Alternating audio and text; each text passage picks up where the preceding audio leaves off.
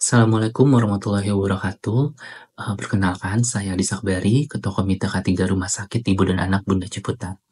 Alhamdulillah, kali ini kita bertemu lagi untuk membahas topik yang sangat mendukung dalam berlangsungnya operasional rumah sakit, yaitu keselamatan dan keamanan kerja. Topik ini tidak hanya berkaitan dengan perlindungan terhadap tenaga kerja, tetapi juga mencakup upaya perlindungan pasien, pengunjung, dan juga seluruh aset rumah sakit dari berbagai risiko yang mungkin saja terjadi di lingkungan kerja.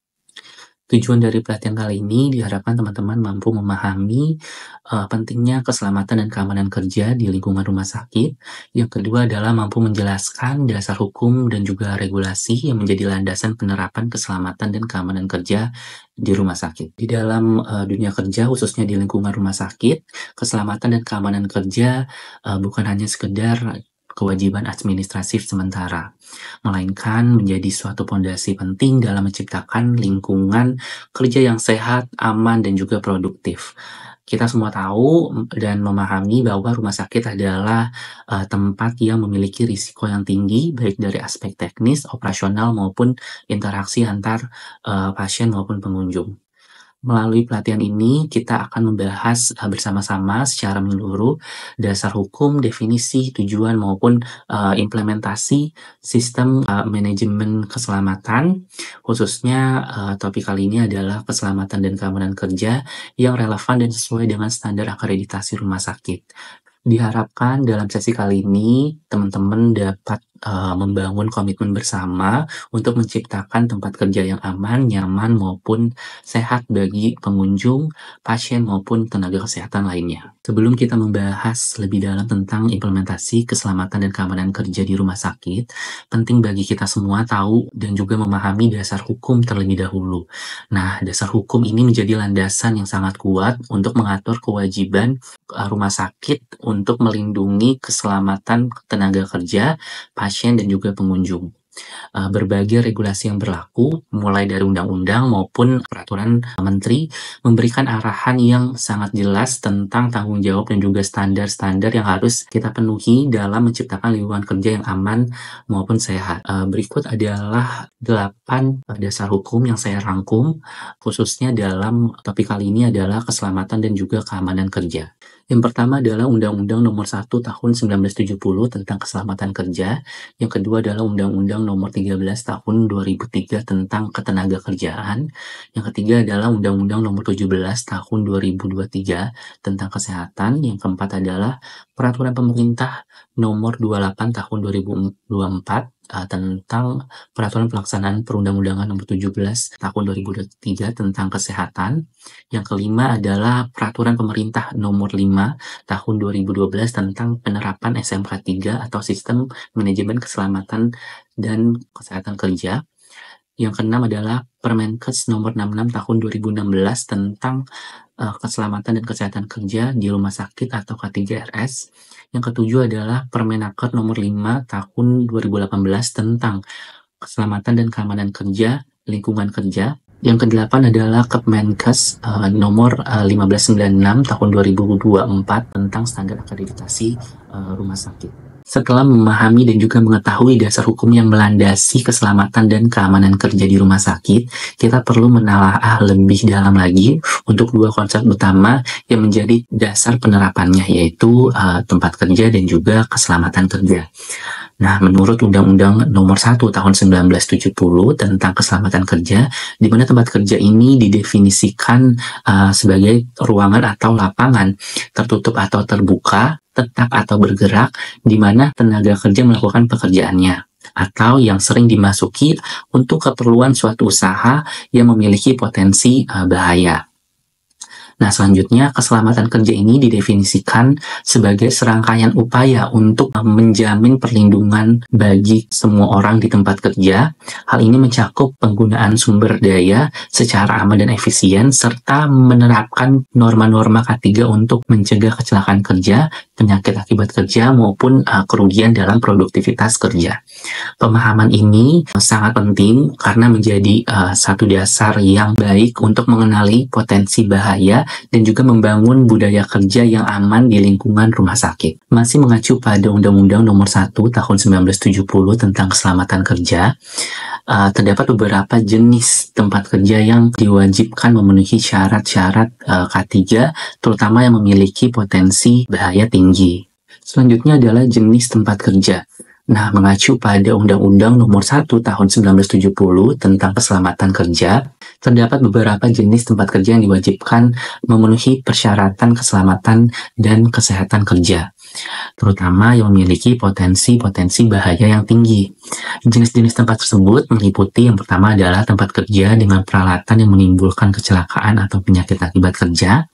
Yang kedua adalah tempat kerja yang menggunakan bahan atau barang berbahaya, tempat kerja dengan cara kerja yang berisiko tinggi.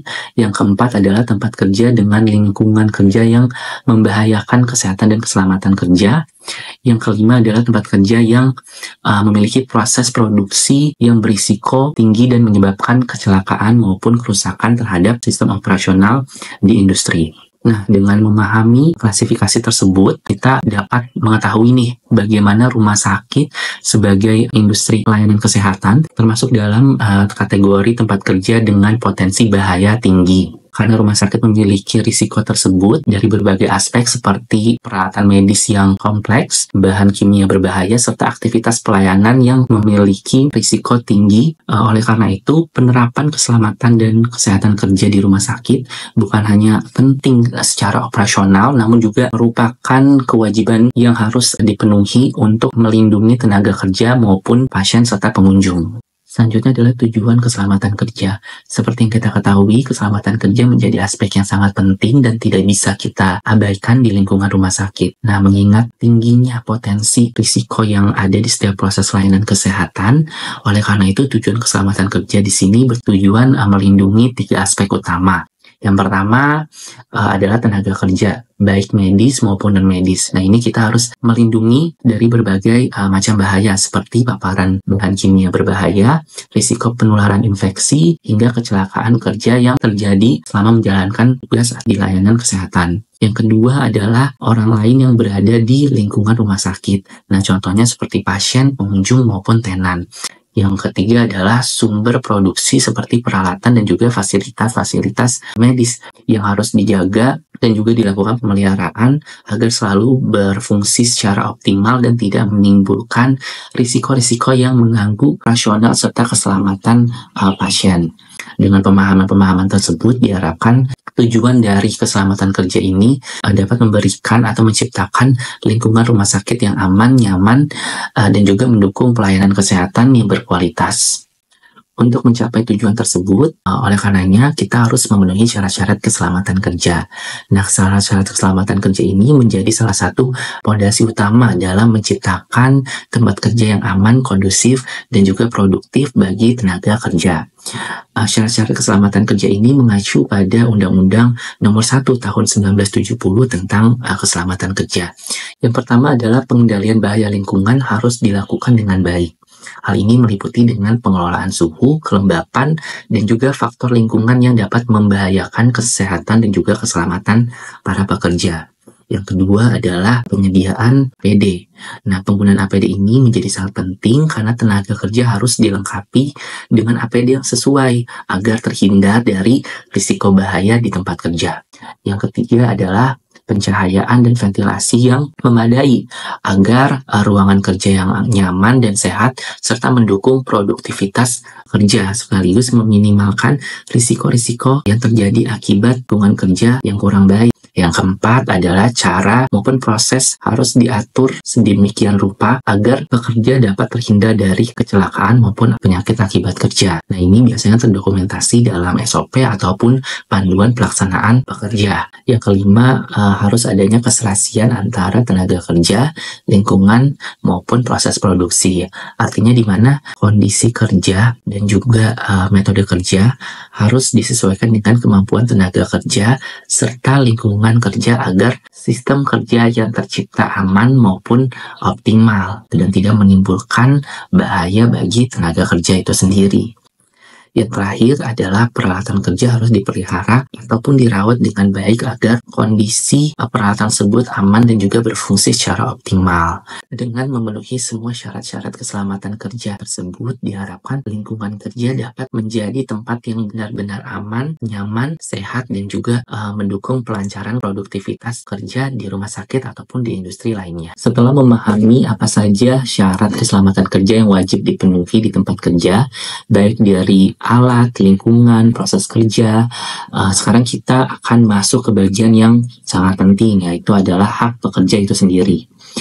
Karena pada dasarnya, keselamatan kerja bukan hanya kewajiban pemberi kerja, tetapi juga merupakan hak yang melekat pada setiap pekerja. Hal ini ditegaskan secara jelas dalam Undang-Undang Nomor 13 Tahun 2003 tentang Ketenagakerjaan. Dalam pasal tersebut, atau pasal 86 ayat 1, disebutkan bahwa setiap pekerja memiliki hak atas perlindungan keselamatan dan kesehatan kerja, yang artinya di mana pekerja berhak atas lingkungan kerja yang aman dan juga tidak membahayakan kesehatan fisik maupun mentalnya.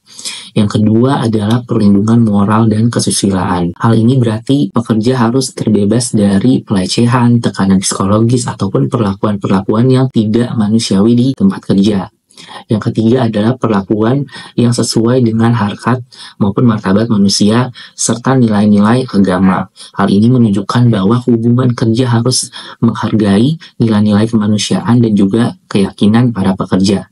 Nah, selanjutnya pada ayat 2 menegaskan bahwa untuk mewujudkan perlindungan tersebut harus ada penyelenggaraan upaya K3. Dengan kata lain, K3 sendiri bukan hanya prosedur teknis, tetapi bagian dari perlindungan hak asasi pekerja untuk dapat bekerja dengan selamat dan juga aman. Yang terakhir, ayat ketiga menegaskan bahwa semua perlindungan tersebut harus dilaksanakan sesuai dengan peraturan perundang-undangan yang berlaku. Gitu. Jadi ketika kita berbicara K3, kita tidak hanya bicara soal alat pelindung diri atau prosedur kerja, tetapi juga kita sedang bicara soal perlindungan hak dasar manusia di tempat kerja. Setelah kita membahas tentang hak dan perlindungan pekerja dalam Undang-Undang Ketenagakerjaan, kini kita perlu melihat bahwa keselamatan kerja terutama di lingkungan rumah sakit juga merupakan bagian penting dalam sistem pelayanan kesehatan itu sendiri. Dalam konteks rumah sakit, keselamatan tidak hanya menyangkut tentang tenaga kerja, tetapi juga menyangkut pasien, pengunjung, dan juga semua orang yang berada di dalam fasilitas kesehatan tersebut.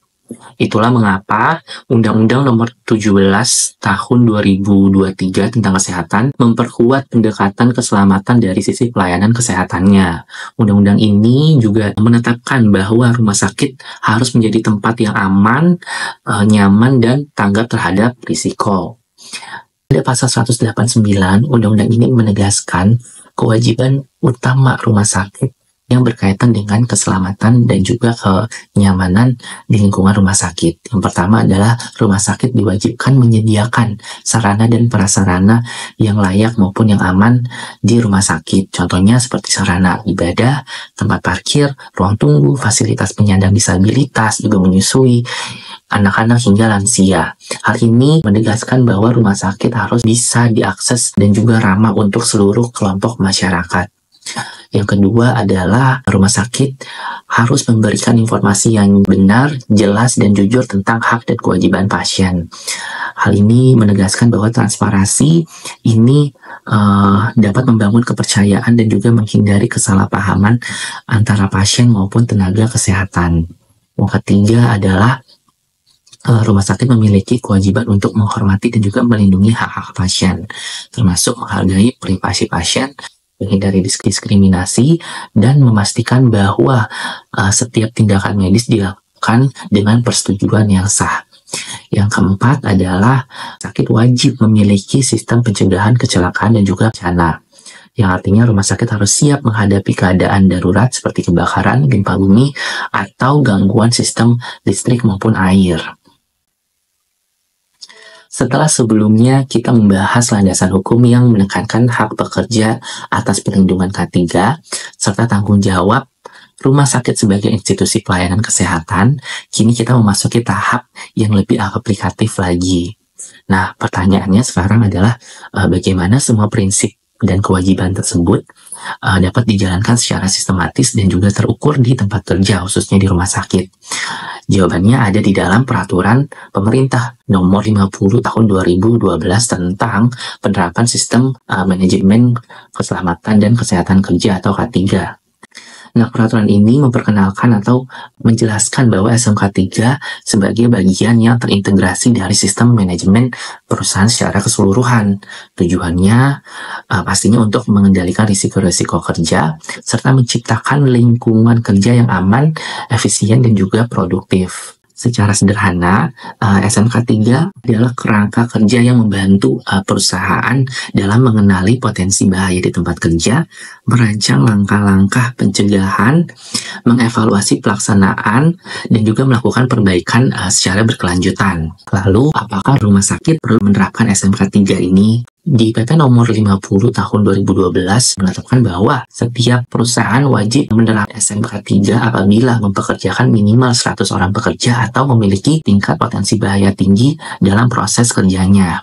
Dengan kata lain, rumah sakit sebagai institusi pelayanan kesehatan termasuk ke dalam kategori tersebut yang mewajibkan penerapan sistem manajemen keselamatan kerja atau SMK 3 karena memiliki potensi risiko yang tinggi. Nah, bagaimana sih SMK 3 ini diterapkan di lingkungan rumah sakit? Jawabannya dapat ditemukan dalam peraturan Permenkes nomor 66 tahun 2016 tentang K3 rumah sakit atau keselamatan dan kesehatan kerja di rumah sakit. Permenkes ini bukan hanya pelengkap secara regulasi, tetapi juga menjadi panduan teknis dan juga operasional agar prinsip-prinsip SMK 3 benar-benar diintegrasikan di dalam manajemen rumah sakit, mulai dari kebijakan sampai dengan pelaksanaan di lapangannya. Nah, Permenkes nomor 66 tahun 2016 ini memang mendorong rumah sakit untuk menerapkan 5 prinsip utama SMK 3 secara siklus dan juga berkesinambungan maupun berkelanjutan.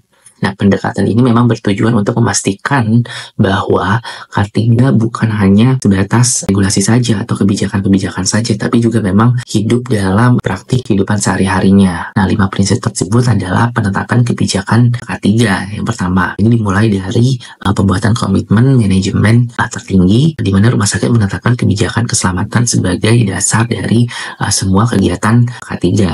Yang kedua adalah perencanaan. Setelah kebijakannya ditetapkan, langkah berikutnya memang merancang rencana kerja atau program kerja. Ini mencakup identifikasi bahaya, penilaian risiko, ataupun penetapan tujuan serta indikator-indikator ketiganya. Yang ketiga adalah pelaksanaan rencana K3, di mana rencana ini kemudian dijalankan. Nah, disinilah aktivitas secara implementatif berlangsung seperti pelatihan staf, pelaksanaan SOP, penggunaan APD, serta inspeksi rutin atau ronde fasilitas lainnya. Gitu. Yang keempat adalah pemantauan maupun evaluasi kinerja K3. Nah, kinerja sistem K3 ini memang harus dipantau dan juga dilakukan evaluasi secara berkala, baik secara 3 bulan, 6 bulan, maupun tahunan. Yang kelima adalah peninjauan peningkatan kinerja SMK 3. Nah, dari hasil evaluasi tersebut digunakan untuk perbaikan. Nah, disinilah konsep continuous improvement dijalankan agar rumah sakit semakin siap menghadapi risiko-risiko yang baru. Itu. Dari kelima prinsip ini terbentuklah siklus peningkatan yang berkelanjutan yang tadi disebut dengan continuous improvement ya. Tuh.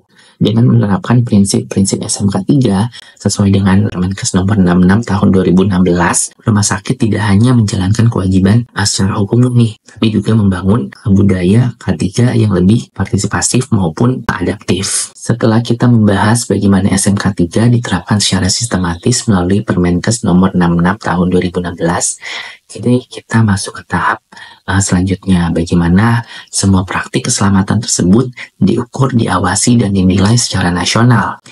Nah, ini mengacu kepada Kemenkes nomor 1596 tahun 2024 yang menjadi dasar sebagai standar akreditasi rumah sakit yang terbaru. Melalui standar ini, rumah sakit tidak hanya dituntut untuk memiliki sistem manajemen K3, tetapi juga membuktikan bahwa sistem tersebut berfungsi efektif dalam menjaga keselamatan kesehatan kerja di rumah rumah sakit. Dalam struktur akreditasi rumah sakit, aspek keselamatan tidak berdiri sendiri. Hal ini dijabarkan secara rinci dalam elemen manajemen fasilitas dan keselamatan atau MFK. Nah, apa sih MFK? Nah, MFK sendiri adalah serangkaian kebijakan ataupun prosedur yang wajib diterapkan oleh rumah sakit dengan tujuan utamanya adalah menjaga keamanan fisik operasional dari seluruh elemen rumah sakit. MFK sendiri mencakup pengelolaan bangunan, peralatan, utilitas seperti listrik, air, dan gas, serta peralatan medis lainnya. Dalam struktur akreditasi rumah sakit, aspek keselamatan tidak berdiri sendiri. Ia dijabarkan secara rinci dalam elemen manajemen fasilitas dan keselamatan atau biasa disebut dengan MFK. Nah, apa sih MFK itu sendiri? Nah, MFK adalah serangkaian kebijakan ataupun prosedur yang wajib diterapkan oleh rumah sakit untuk menjamin keamanan fisik ataupun operasional dari seluruh elemen rumah sakit. Nah, MFK tersebut mencakup pengelolaan bangunan, peralatan medis, peralatan utilitas seperti listrik, air, dan gas medis, serta lingkungan rumah sakit agar semuanya dapat terkelola dengan aman dan juga andal, sesuai dengan standar nasional dan memberikan perlindungan menyeluruh bagi pasien, tenaga medis, pengunjung, ataupun staf yang berada di rumah sakit. Dengan kata lain, MFK adalah upaya nyata untuk mencegah cedera akibat kondisi fasilitas yang tidak aman serta dampak buruk dari bencana atau situasi darurat yang tidak terantisipasi atau tidak dilakukan mitigasi. Melalui pemenuhan standar tersebut, rumah sakit tidak hanya siap untuk pemenuhan akreditasi, tapi juga semakin mengetahui atau semakin tangguh dalam menghadapi berbagai tantangan keselamatan secara berkelanjutan. Setelah kita memahami pentingnya manajemen fasilitas keselamatan atau MFK di rumah sakit, kini kita lebih menelaah ke dalam lagi tentang standar-standarnya. Di sini terdapat dua standar manajemen fasilitas keselamatan, yaitu MFK 3 dan juga MFK 4. Nah, kedua standar ini merupakan fondasi dalam menciptakan lingkungan rumah sakit yang aman maupun nyaman. Yang pertama adalah standar MFK 3, keselamatan. Standar ini menekankan bahwa semua komponen fisik di rumah sakit, mulai dari bangunan, prasarana, lingkungan, teknologi medis dan informasi, hingga sistem pendukung harus dirancang maupun dikelola agar tidak menimbulkan risiko fisik bagi siapapun, termasuk pasien, keluarga pasien, pengunjung, staf medis maupun non-medis. Dalam konteks ini, keselamatan bukan hanya urusan teknis, tetapi juga merupakan bagian dari jaminan mutu layanan. Hal ini untuk memastikan bahwa tidak ada elemen rumah sakit yang secara langsung maupun tidak langsung membahayakan ke penggunanya. Standar keselamatan atau MFK 3, standar ini menekankan bahwa semua komponen fisik di rumah sakit mulai dari bangunan, prasarana, lingkungan, teknologi medis, dan juga informasi, hingga sistem pendukung lainnya harus dirancang dan juga dikelola agar tidak menimbulkan risiko fisik bagi pasien, keluarga pasien, pengunjung, dan juga staf di rumah sakit. Dalam konteks ini, keselamatan bukan hanya urusan teknis, tapi juga merupakan bagian dari jaminan mutu layanan kesehatan. Nah, selanjutnya adalah standar keamanan atau MFK 4. Jika di MFK 3 tadi berfokus pada pencegahan cedera fisik, maka MFK 4 ini lebih pada perlindungan terhadap ancaman non-fisik seperti pengerusakan aset rumah sakit, kehilangan barang dan juga dokumen penting, akses oleh orang yang tidak berwenang, kejahatan atau kekerasan di area rumah sakit. Nah, standar ini menuntut adanya sistem keamanan yang aktif dan juga responsif, mulai dari sistem kontrol akses, identifikasi pengunjung, pemantauan CCTV, hingga sistem pelaporan insiden keamanan. Tujuannya tentunya adalah untuk menciptakan kondisi lingkungan di rumah sakit yang lebih aman, terlindungi, dan juga tertib bagi semua orang yang ada di dalamnya. Sekian pemaparan dari saya. Untuk menutup presentasi kali ini, izinkan saya menyampaikan beberapa poin penting sebagai kesimpulan. Yang pertama, keselamatan dan kesehatan kerja atau K3 adalah hak dasar setiap tenaga kerja dan kewajiban hukum bagi institusi, termasuk rumah sakit. Sebagaimana diatur dalam berbagai regulasi nasional, mulai dari Undang-Undang Nomor 1 Tahun 1970, Undang-Undang Ketenagakerjaan, hingga Undang-Undang Kesehatan. Yang kedua, rumah sakit termasuk tempat kerja yang memiliki risiko tinggi.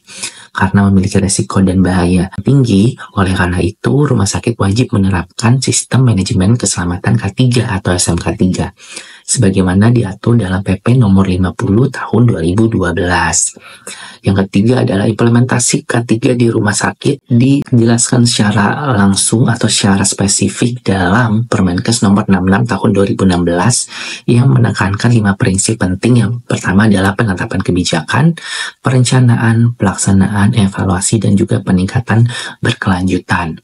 Yang keempat adalah penerapan sistem ini diukur dan juga diperkuat melalui standar akreditasi rumah sakit, terutama pada standar manajemen fasilitas dan keselamatan atau MFK dalam Kemenkes nomor 1596 tahun 2024. Yang kelima adalah seluruh regulasi dan standar ini saling melengkapi satu dengan yang lainnya dan juga bertujuan membangun budaya keselamatan yang menyeluruh di rumah sakit, bukan hanya demi kepatuhan maupun juga demi perlindungan pasien dan juga mutu layanan kesehatan.